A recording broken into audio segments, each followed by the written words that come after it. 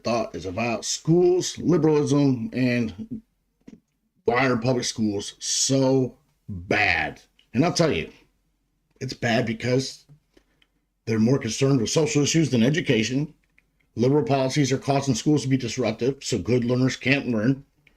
And everybody's suffering, including our future economy. Why? Because our education system ranks pretty shitty compared to the rest of the world, where liberal policies have not infected their schools. I mean, take China, for instance, or Japan, or any of them Asian countries where kids go to school 13 hours a day and they step out of line. And maybe this isn't the correct action, but, teachers can pretty much beat their students there. I'm not saying that that's right. I'm just saying that we can find a middle ground. So, why am I bringing this up? Because day after day, I see in the news, especially in our urban schools, but it affects everywhere, that the schools are just out of control. Teachers who don't get paid enough, especially in inner city schools where it's the most dangerous, are disrespected. Their classrooms are disrespectful. There is no more discipline because it's called racist, or you're hurting the special needs kids or something stupid. And we need to find a solution, and we need to find it quick, because our schools are bleeding school teachers. Some of our poorest paid schools, our poorest funded schools, have the poorest paid teachers. And those poorest paid teachers deal with the biggest problems. Okay? And we're going to get into that much deeper during this episode of Tater Thoughts. But before we do that, please like and subscribe to this, whether you're on Facebook Live, make sure you like it, comment. If you're watching this on YouTube, or go over to YouTube and subscribe to the channel. It really helps get the word out. So, let's get right into this. This is what brought this out today. 10 separate fights break out at Maryland high school in a single day. Months after Administrator Popular, the parents was mysteriously put on leave. Why was he put on leave? Well, I guess he probably believed in a little bit of school discipline. Now, when I was a kid in Texas, they could still spank you in school, even though most of the liberal states got rid of it. And I'm not saying spanking is the right solution, because there are other creative solutions, and we'll get deeper into that in a second. But 10 fights in a single day at one school? That's out of control. Oh, and these same liberal policies that operate these schools and the teachers' unions decided to defund the police departments that used to patrol the hallways in some of our most dangerous schools. Why? Because they felt like it was discriminatory, because it happened that certain racial demographics or special needs students were getting arrested more often than others. But we can do this in a more fair way. Here's some more stuff. One, Springfield Public Schools, this is I think in Illinois, they're so mad that the teachers have a sick out. Now, these same teachers are represented by their liberal union that they support, which really works against the teachers and definitely against education. Student incident, Prounce DeSoto ISD. I don't know where that's at, but this school was so ballsy that a student attacked a teacher and was allowed back on campus the very same day. The very same day. Not kicked out of school, not disciplined, not sent home, not put into a special program or a special school for troubled youth where experts can deal with them. But no, they just let them back in. Dozens of teachers reportedly called in sick on Friday after they said administrators allowed a student back on campus after allegedly assaulting a teacher. Here's just a few examples I got. Top right video shows student brutally attacking their teacher in the hallway. That teacher had no chance against that student who's just beating her savagely. This is something I saw growing up in schools in my hometown of Flint, Michigan. Teachers getting slapped, cussed out, nothing you can do about it. Go to the principal's office. Nah, F you, I ain't doing anything. They get up there and they just slap the teacher. And God forbid the teacher protects themselves. Then they get arrested, charged, or fired. I mean, so it's a no-win for these poor people. It's almost like a teacher needs to have a panic button under their desk, and then the defunded police that aren't there could have showed up and gotten the situation under control. But no, liberal policies. This young guy over here attacked on a teacher. He's facing 15 charges. I think he's been convicted. And this on the bottom right, this is the most egregious one. The video's out there. You can see it. It's brutal. That teacher had the gall to take a cell phone away from a student during the school day. Stomped on her, beat her unconscious. 230-pound student, I think, on that poor little teacher. And then the liberal defense attorneys tried to get the teacher, thinking that she's probably a liberal, to try to go in and minimize the sentence. She refused, thank God. Smart. I mean, usually liberals are their own worst enemies. Look what's happening with the Jewish split in the Democrat Party. The survey found 44% of teachers report being physically attacked by students. 44% of teachers have been attacked by their own students. But yet we do nothing about it. We have reparative justice programs where they sit and talk about their feelings instead of being disciplined. Why did you do that, Johnny? Why? Do you think you could have handled that better? You punched that teacher in the nose.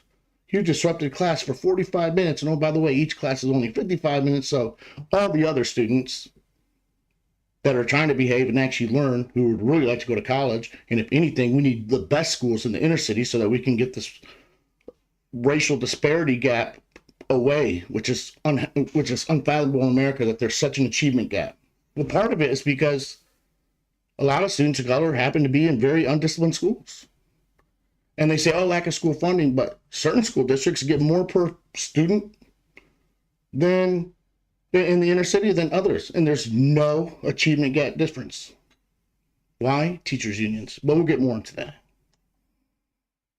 Real reasons for lack of school discipline. This is what I've come up with. First and foremost, fatherless homes. Now, I know divorce happens, shit happens, but fathers can be more present in their kids' lives, even if they don't live with them. A lot of that's being addressed, thank God, in the family courts. When I got my first divorce, it was so against the male. I got my kids every other weekend and on Wednesday. And I tried to call my kids every night. Liberal judge said, no, you don't have a right to call your kids every night. I said, Judge, I get them 4 days a month and dinner with them on Wednesday nights. What kind of father can I be to my kids that? Well, on her time, it's on her choice whether or not those children can answer that phone and have time with you. And I was just flabbergasted. I said, no wonder. I mean, you got these dads that are trying, and then you got these spiteful mothers who will literally, not all moms, most moms are great. I'm talking about, let's say 10, 20%, right? That will literally prevent the father from being in the life. And then because the military moved me away, not only did I have to pay 100% of the travel costs, but then she just wouldn't put the kid on the plane and said, oh, well, file a complaint with the judge. It'll take a year to be heard. And she was right. Nothing I can really do. And all they'll do is make up more parenting time. And maybe if she did it 10 times over 10 years where I just didn't see my kid, she might get a contempt charge and thrown in jail for 30 days. It's ridiculous. Fatherless homes are killing America, period. And I'll show you statistics in a minute. Why? Well, for the absent father, you're leaving that mom to work 1, 2, maybe 3 jobs just to support the home. Plus, she's got to monitor school's achievement, or the kids' achievement in school, get him to church, do all the social things that a 2-parent home does. I mean, it really does take 2 people to raise a kid. That's why it takes 2 people. God was smart. A little bit of biology. 2 people make a kid. That way, one parent's working, the other's watching, while the other parent's working, the other parent's watching. Monitoring grades, making sure that they're, not having sex themselves at 10 years old. Okay, it takes a lot to raise a kid, and I've raised 4 of them. I've done a pretty good job, all things considered. Not perfect, but I think I did a pretty damn good job. I take fatherhood very seriously. And it's the liberal policies that are doing it. They might have big hearts or wrong solutions. That's the voters. But really, Democrat Party fears fathers in the home. Why? Because the more people they have on welfare, the more people that vote for them because they are the party of welfare. Vote Democrat. That's what they're going to do. Oh, and it's cyclical. So their kids are going to more than likely do the same. Voters just have big hearts. Like, hey, yeah, we need help. Or, hey, why don't we help these poor people?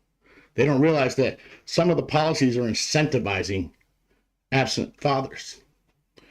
Think about it.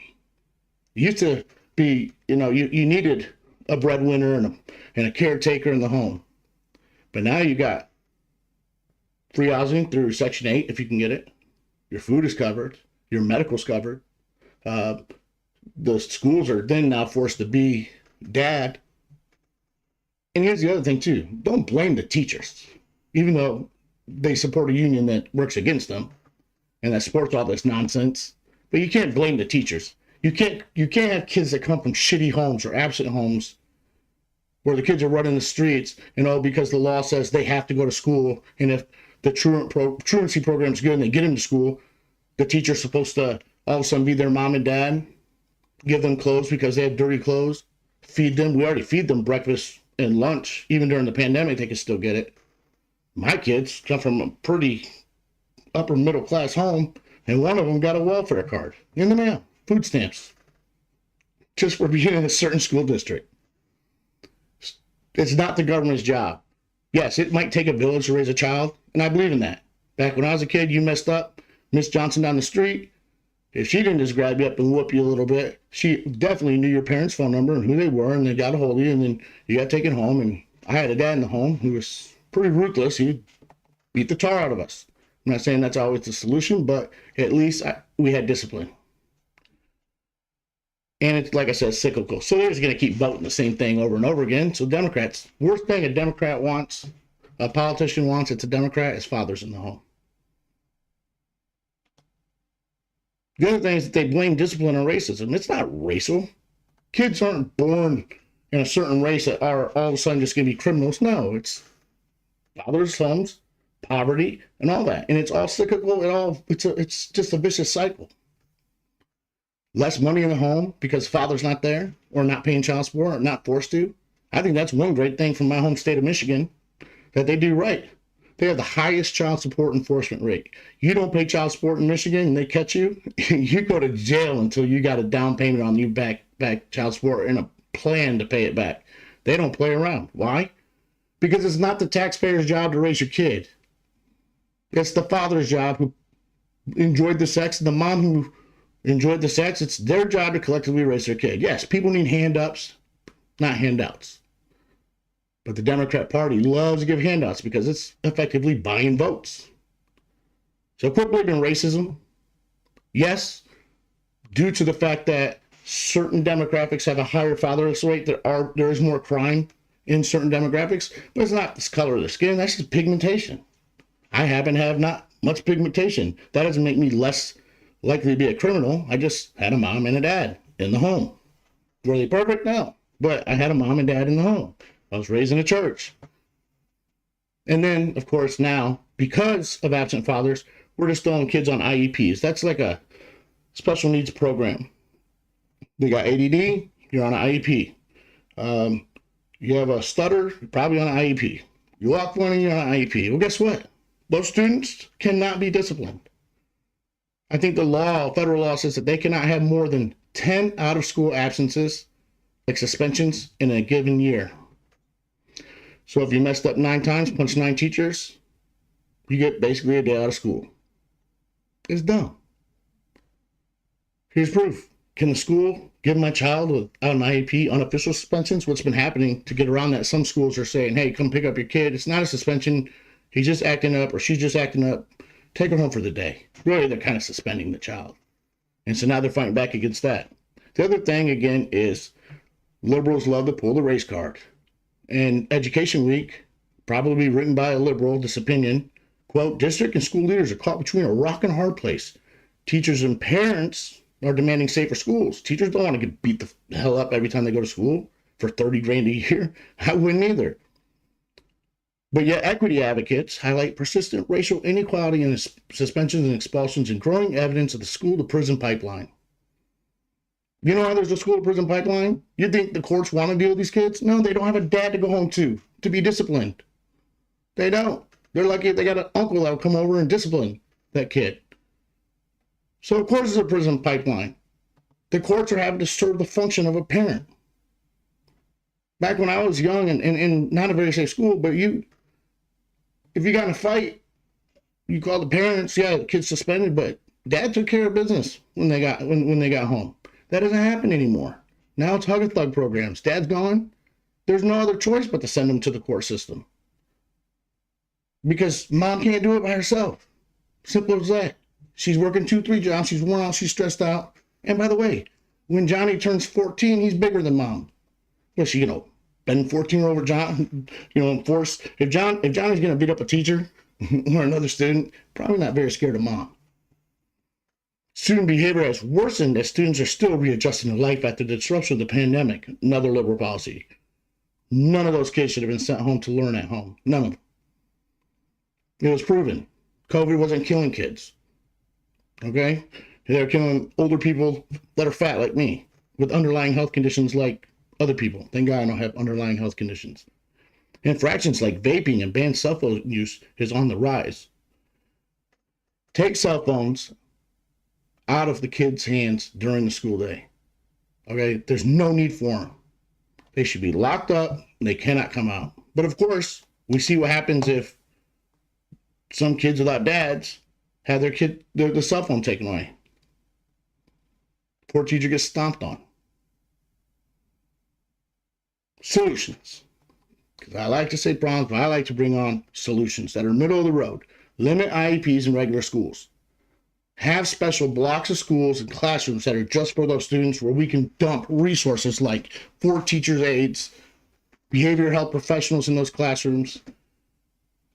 But if they mess up, there's got to be a consequence. What happens when they're 18 and they go to college? There's no IEP program. You go to the workplace and you have ADD. I mean, and most of these kids don't have ADDs. They have absent fathers, and it's easier just to throw them on a drug. Or we could do what other schools in other countries do. Up until the age of, let's say, 8, 9, 10 years, they have all-boy elementary schools. And they have all-girl elementary schools, because girls learn different than boys. Girls can sit still more often. They learn more interactive. Boys need to burn energy, and then you can try to catch up with the education loss. But then you have specialized classrooms, and then you have even more specialized classrooms or schools for kids that really do have behavioral problems. Quit mixing them. I know we're trying to be equitable and fair, but you don't play equity and fairness with the most formative ages where their brains are soaking up information and they can go on to college. You have regular learners sitting there for 35, 40 minutes waiting for the class to calm down because kids can get away with almost anything in a classroom now. And that's 30 to 40 minutes that they're being robbed, especially in inner city schools. And then you say, oh, well, there's an achievement gap between, let's say, Howard County schools in Maryland, which is a wealthy county, and Baltimore City schools. Well, if Howard County has less disruption in the class, let's say it only takes 10 minutes out of 55 minutes for the class to calm down, they're getting 45 minutes a day or per hour of solid education. If it takes 30 minutes to calm down the Baltimore City school, they're getting, say, 25 minutes. That accumulates over the years, over the months, even the days and the years. If Howard County school kids are getting 400 school hours more of education simply because of class discipline, of course there's going to be an achievement gap. I mean, come on. Common sense. That's where we got to start. This is where Trump, even though he's an idiot when he talks, but his policies were just common sense. You can't just have an open border. You have to be tough with tyrants like Kim Jong-un. You know what I mean? You have to take on the trade imbalance of China. You know, it's just common sense. Encourage father involvement. That could be through child support, but also on the women's side, where you have evil ex-wives, like mine acted, and they try to alienate the kid from the father just to win. But we can force fathers to be more involved with their kids, even if it's the hand of the law. Because I'd rather the father who's being an asshole be in court than the child, because the father's being an asshole or the mother's being an alienator. If you're worried about racial makeup, let's use discipline boards or teen courts or whatever, made up of educators and principals on a board that they hurry up, they convene, they look at the evidence, and then people of the same racial makeup make up this board, then it's not them being racist, because they don't want to see kids not succeed, especially of their own underrepresented group in society. But enforce what they do. Quit coddling kids that don't want to be there. Set up special schools, because by law they have to be Most states until 16, they can't drop out. But set up special schools for them. If they're consistently a behavior problem, then have them go, to a more lockdown school program. Quit punishing the kids that are there to learn. Get the teachers unions to shut up and listen to parents. I know teachers unions, and teachers support their union, which I don't get, because all they do is get them more money, which they deserve. But besides that, all their policies work against classroom safety. I mean, it's like a chicken voting for Colonel Sanders. And get out of the social issues.